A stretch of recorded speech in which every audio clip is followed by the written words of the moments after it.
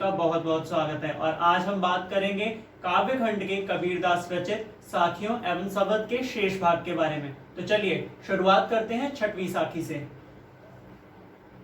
काबा free Kashi भया राम ही भया रहीम, मोट चून मैदा भया बैठे कबीरा जीम।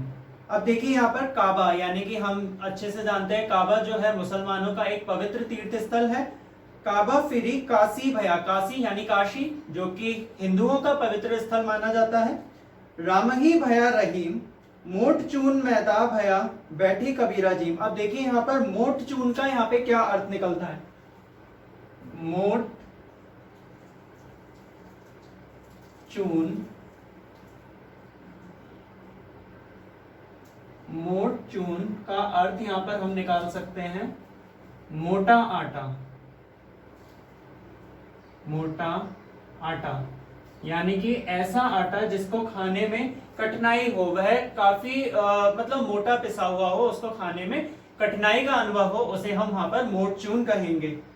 मोट चून मैदा भया बैठी कबीरा जीम। जीम का अब यहां पर क्या अर्थ है? भोजन करना। जीम का यहां पर अर्थ है भोजन करना। चलिए बात करते हैं इस साखी की। काबा फिरी काशी भया यानी कि अब यहां पर कबीरदास जी कहते हैं कि भाई जिस तरह से मुझे ईश्वर की भक्ति की सच्ची, ना हम यहाँ पर कह सकते हैं कि भाई ईश्वर भक्ति की सच्ची भावना अगर किसी इंसान में आ जाए तो उसके लिए वहां पर रहीम और राम दोनों में कोई फर्क नहीं रहता, यानी कि उसके लिए हिंदू और मुसलमान दोनों एक समान हो जाते हैं। जिस प्रकार यहाँ पे बोला गया है काबा फिरी काशी भया राम ही भया रहीम। अब कबीरदास जी कहते हैं कि भाई ऐसा इंसान जिसको ईश्वर भक्ति की सच्ची प्राप्ति हो गई हो, ईश्वर की प्राप्ति हो गई हो, तो उसके लिए काबा और काशी में कोई फर्क नहीं रह जाता। ना ही वह हिंदू और मुसलमान में कोई फर्क समझता है, ना ही करता है। उसके लिए एक जो मोटा आटा अभी तक यानी कि जो उसके लिए जीवन जीना यहाँ पर संभव नहीं हो पा रहा था, अब वह उसके लिए यहाँ पर काफी आसान हो गया है। और वो भी किस प्रकार? जिस प्रकार से हम कह सकते हैं कि भाई मोटा आटा खाने में उसके लिए काफी कठिनाई का उसे अनुभव करना पड़ रहा था, वह अब किसके समान हो गया है? मैदा के समान हो गया है, जिसको वह आसानी से भोजन कर सकता है, जिसका और आसानी से खा सकता है। तो यहाँ पर इस साखी के माध्यम से कबीरदास जी हमें यह कहते हैं कि अगर किसी इंसान को ईश्वर की प्राप्ति हो जाती है, और ईश्वर की प्राप्ति कैसी होगी? कैसे होगी? ईश्वर की सच्ची भक्ति करने से, तो वह सही मायने में ईश्वर भक्त कहलाता है। और ऐसे इंसान के लिए काबा काशी दोनों में कोई फर्क नहीं है, राम और रहीम दोनों में। चलिए बात करते हैं हम अगली साखी की, यानी सातवीं साखी की। ऊंचे कुल का जन्मिया जे करनी ऊंच न होई, सुवरन कलश सुरा भरा साधु निंदा सोई। अब देखिए यहाँ पे कबीरदास जी क्या कहते हैं? ऊंचे कुल का जन्मिया यानी ऊंचा कुल। ऊंचा कुल यानी कि हम कहते हैं यहाँ पे कोई भी खानदान, यानी ऐसा खानदान जो कि हम कह सकते हैं कि भाई जो मानव समाज में बहुत ही ऊंचे स्तर पे रखा गया। देखिए हम अच्छे से जानते हैं कि भाई मानव समाज ही नहीं, अगर हम हिंदू समाज की बात करें तो भाई इसमें कई सारे जातियां हैं, कई सारे वर्ग हैं, जिसमें कुछ जातियां ऐसी होती हैं जिनको ऊंचे स्तर पे रखा गया है, कुछ वर्ग ऐसे उनको नीचे स्तर पे रखा गया। तो ये ऊंच नीच यहाँ पर हिंदू समाज में हमें देखने को मिलती है।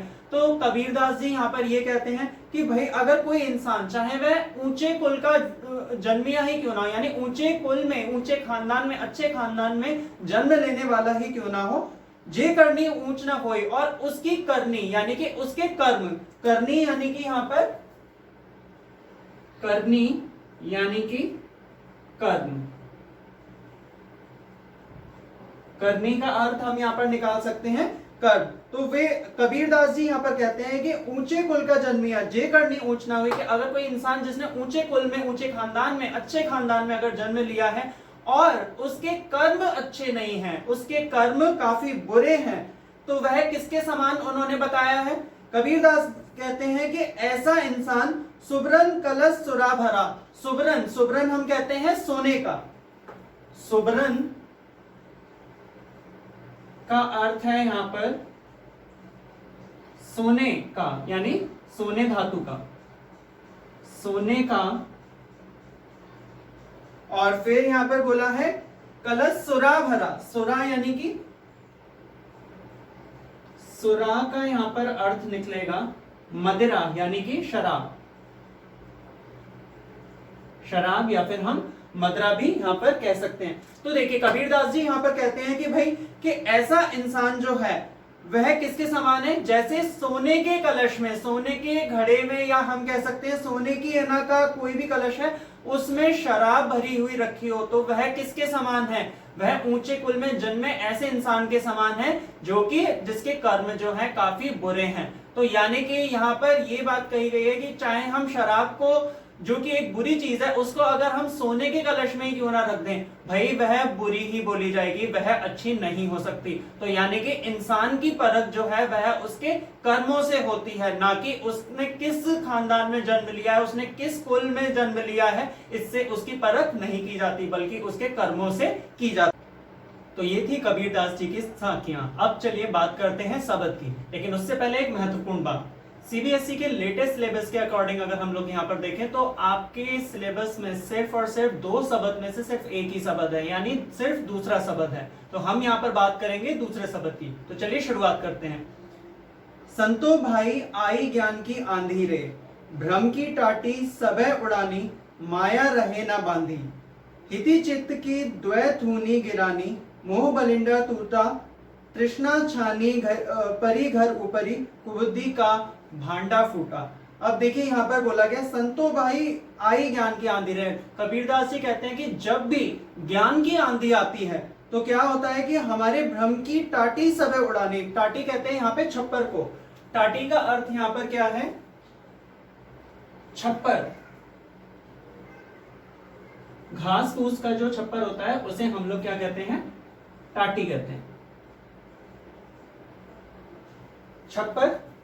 तो यहाँ पे बोला गया है कि भाई जब भी ज्ञान की आंधी जब भी आती है तो भ्रम की टाटी सबे उड़ानी, यानी कि भ्रम का जो छप्पर होता है वह उड़ जाता है, उसे माया रूपी रस्सी भी उसे बांध नहीं सकती। हिति चित्त, अब देखिए यहाँ पे हिति शब्द का अर्थ है यानी कि स्वार्थ, हिति शब्द का यहाँ पर अर्थ है स्वार्थ, हिति अर्थात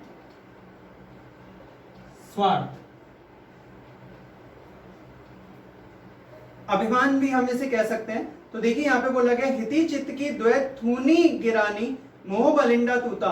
अब देखिए यहाँ पे बोला गया स्वार्थ की जो हम कह सकते हैं स्वार्थ रूपी जो खंबे जो थे जिनसे कि वह छप्पर टिका हुआ था या उसके ऊपर छप्पर बना हुआ था, तो वह स्वार्थ के खंबे यहां से हट चुके हैं और उससे मोह बलिंडा टूटा। बलिंडा यहाँ पर कहते हैं हम जो एक मोटी लकड़ी होती है जिससे पूरा जो छप्पर के बीचों बीच लगाई जाती है जिससे कि छप्पर जो है टिका रहता है, उसी को हम लोग यहाँ पे बलिंडा कहते हैं। और वही जो है वह टूटकर गिर गया है, किसके, ज्ञान की आंधी आने से। तृष्णा छानी परी घर ऊपरी, कुबुद्धि का भांडा फूटा। तृष्णा छानी यानी तृष्णा यहाँ पर कहा गया तृष्णा को, जो कहते हैं कि मोह माया जो लालच जो होता है वह पूरी तरह से हट चुकी है और उसकी वजह से हम यहाँ पर कह सकते हैं कुबुद्धि का भांडा फूटा। जो कुबुद्धि यानी जो बुरी हमारी जो ना धारणा थी उसका जो उसके जो बर्तन थे वो सारे के सारे यहाँ पे फूट चुके हैं, टूट चुके हैं। किसकी वजह से, जब हमारी तृष्णा का जो छप्पर है यहाँ पर वह पूरी तरह से गिर गया तो उसकी वजह से हमारी कुबुद्धि का भांडा भी यहाँ पर योग जुगति करी संतो बांधी, निरचु चुवे ना पानी। अब देखिए यहाँ पर कहा गया है कि संतों ने योग साधना के उपायों से उन्होंने एक नया छप्पर वहां पर बना लिया है जिससे उन्हें ज्ञान की प्राप्ति हो रही है, उन्हें ज्ञान प्राप्त हो चुका है और उन्होंने अपनी योग साधना के माध्यम से उसके जरिए वहां पर उन्होंने नया छप्पर बनाया है जिसमें कहीं से भी तृष्णा नहीं है और कहीं से भी ज्ञान उससे रिस नहीं सकता या टपक नहीं सकता या व्यर्थ नहीं जा सकता, हम यहाँ पर कह सकते हैं। कूड़ कपट काया का निकस्या, हरि की गति जब जाने। अब देखिए यहाँ पर बोला गया है कि संतों ने जब प्रभु को जान लिया, अपने ईश्वर को जान लिया, उन्हें जब ज्ञान की प्राप्ति हो गई तो उनका जो शरीर है वह कैसा हो गया, बिल्कुल पवित्र हो गया, उसमें कहीं से भी कोई भी कपट नहीं रही। आंधी पीछे जो जल बूठा, प्रेमी हरि जन भीना। अब देखिए यहाँ पे कहा गया है कि भाई जब किसी भी इंसान को ईश्वर की प्राप्ति हो जाती है या उसे ज्ञान की प्राप्ति हो जाती है तो एक वहां पर बहुत ही एक अच्छे हम वर्षा के संकेत हम वहां पर कह सकते हैं, ज्ञान रूपी है ना, हम वर्षा के संकेत कह सकते हैं वहां पर, जिससे क्या हुआ कि सारे के सारे जो लोग हैं वह भीग चुके हैं या तर हो चुके हैं। इस ज्ञान रूपी आंधी के माध्यम से प्रभु भक्ति की यहाँ पर वर्षा हुई है, उससे सारे के सारे इंसान जो हैं वह भीग गए हैं। कहे कबीर भान के प्रगटे उदित भया तम खीना। अब देखिए यहाँ पर कबीर दास जी कहते हैं कि भाई ईश्वर भक्ति का या ईश्वर की प्राप्ति होने पर जो जिस प्रकार का सूर्योदय हुआ है, उससे हर एक इंसान, हर एक संत का वहां पर जो मन है उसमें जितना भी अंधकार था वह यहाँ पर दूर हो गया है। तो देखिए ये थे यहाँ पर कबीर दास जी की साखियां व सबद, हमने दोनों के बारे में ही यहाँ पे हमने पढ़ा। तो चलिए अब वक्त हो चला है यहाँ पर प्रश्न अभ्यास का। तो शुरुआत करते हैं प्रश्न संख्या 1 से। मानसरोवर से कवि का क्या आशय है। अब देखिए ये प्रश्न अभ्यास यानी कि जो साखियां हैं, साखियों की यहाँ पे प्रश्न अभ्यास आपके सामने दे रखे हैं। मानसरोवर से कवि का क्या आशय है, हम पिछली कक्षा में ही हमने इसके बारे में पढ़ा था कि वह एक मन रूपी सरोवर की यहाँ पे बात हुई है, जहां पर ज्ञान की जो है नदी बही हुई है, या हम ये कह सकते हैं वह झील है जहां पे ज्ञान है और ईश्वर की भक्ति है, जिसमें इंसान जो है इस तरीके से गोते लगा रहा है कि वह अब कहीं और नहीं जाना चाहता। प्रश्न संख्या 2, कवि ने सच्चे प्रेमी की क्या कसौटी बताई है। अब देखिए कबीरदास जी ने यहाँ पर किसे सच्चा प्रेमी कहा है, वह आपको यहाँ पर प्रश्न संख्या 2 में लिखना है। प्रश्न संख्या 3, तीसरे दोहे में कवि ने किस प्रकार के ज्ञान को महत्व दिया है। हम अच्छे से जानते हैं कि भाई जो आपका हस्ती चढ़िए ज्ञानिकों वाला जो दोहा था, उसमें हमने देखा था कि भाई कबीरदास जी ने किसी एक अलग प्रकार के ज्ञान की यहाँ पर बात कही है। तो अब हमें वहां पर यही बताना है। प्रश्न संख्या 4, इस संसार में सच्चा संत कौन कहलाता है। तो आप सभी जानते हैं, हम इसके बारे में पढ़ चुके हैं पिछली कक्षा में ही, कि कबीरदास जी के अनुसार अगर हम देखें तो सही मायने में सच्चा संत कौन है।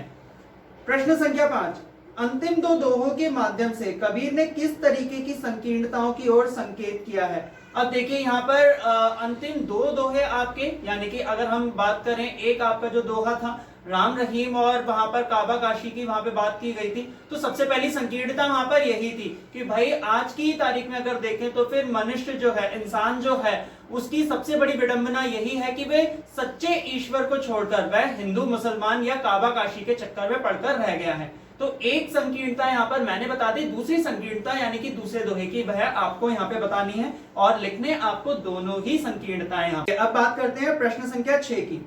किसी भी व्यक्ति की पहचान उसके कुल से होती है या उसके कर्मों से। तर्क सहित उत्तर दीजिए। देखिए हम यह बात अभी अभी हमने साखियों में पढ़ी थी कि भाई कि ऊंचे कुल का जन्मिया, तो हमने वहां पे देखा था कि भाई अगर कोई इंसान ऊंचे कुल में जन्म ले रहा है तो उससे कोई फर्क नहीं पड़ता। इंसान की पहचान उसके कुल से नहीं, उसके खानदान से नहीं, बल्कि उसके कर्मों से होती है। तो वही आपको यहाँ पर लिखना है और उसके साथ साथ आपको वहां पे तर्क भी देना होगा।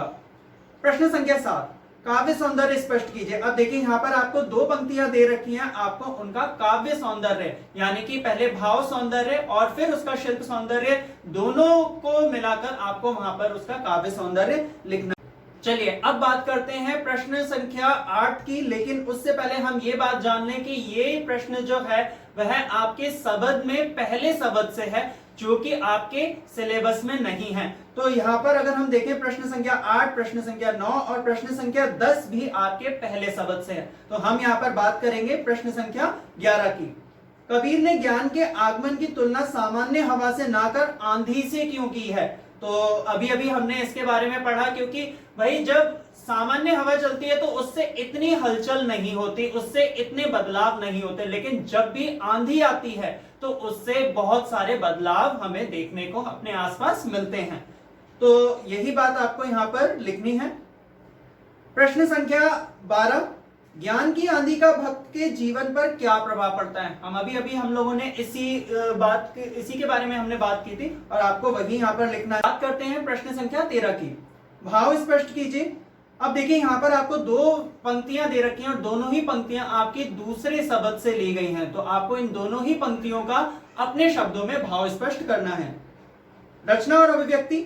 प्रश्न संख्या 14, संकलित साखियों और पदों के आधार पर कबीर के धार्मिक और सांप्रदायिक सद्भाव संबंधी विचारों पर प्रकाश डालिए। तो अब देखिए हम ये शुरुआत से देखते आ रहे हैं कि भाई कबीरदास जी ने, अगर हम देखें तो ज्यादातर जो सामाजिक मुद्दे हैं उन पर अपने विचार व्यक्त किए हैं। उन्होंने बाह्य डंबरों का विरोध किया है। तो आपको इन साखियों और पदों के आधार पर कबीर के धार्मिक और सांप्रदायिक सद्भाव संबंधी विचारों पर प्रकाश डालना है। बात करते हैं अब यहाँ पे भाषा अध्ययन की, यानी प्रश्न संख्या 15, निम्नलिखित शब्दों के तत्सम रूप लिखिए। अब देखिए यहाँ पर आपको कुछ शब्द दे रखे हैं और आपको उनके तत्सम रूप लिखने हैं। आप जानते हैं कि तत्सम शब्द वे शब्द होते हैं जो हमारी हिंदी भाषा में संस्कृत भाषा से लिए गए हैं। तो आपको उनके इन शब्दों के तत्सम रूप को लिखना होगा। तो यह थी आज की कक्षा। अगले पाठ के बारे में हम अगली कक्षा में